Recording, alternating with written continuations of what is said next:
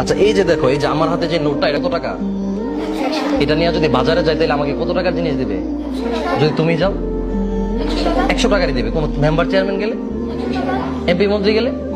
আচ্ছা তাইলে বুঝলাম যে এই টাকাটার মূল্য হচ্ছে 100 টাকার, তাই না? হ্যাঁ। আচ্ছা এই টাকাটা এখন সোজা আছে না?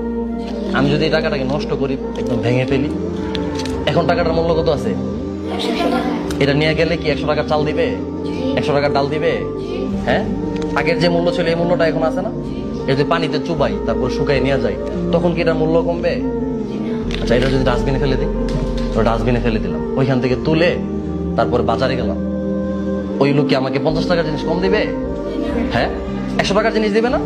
তাহলে সামান্য একটা টাকাকে তুমি যতই আঘাত করো, মুচড়াও, বলটাও, ভেঙে ফেলো, নষ্ট করে ফেলো, এই টাকার ভ্যালুটা যদি না কমে, তাহলে তোমাকে আমাকে কেউ একটা কথা বলে, একজন মোটো বলছে, আমার ক্লাসের এক ছাত্র, সে মাগরিবের আগ পর থেকে আসার আগ পর্যন্ত পড়ে নাই, সে কান্নাকাটি করতেছে, তার শরীরকে কোনো দিকে কমে গেছে?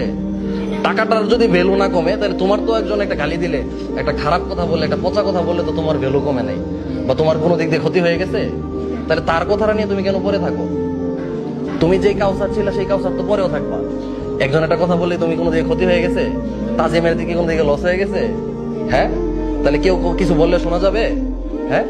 একটা কথা মনে রাখবা সবসময়, মানুষ তুমি সফল হওয়ার আগ পর্যন্ত তোমাকে সফল হইতে দিবে না, আর সফল হওয়ার পরে তোমাকে সফল থাকতে দিবে না।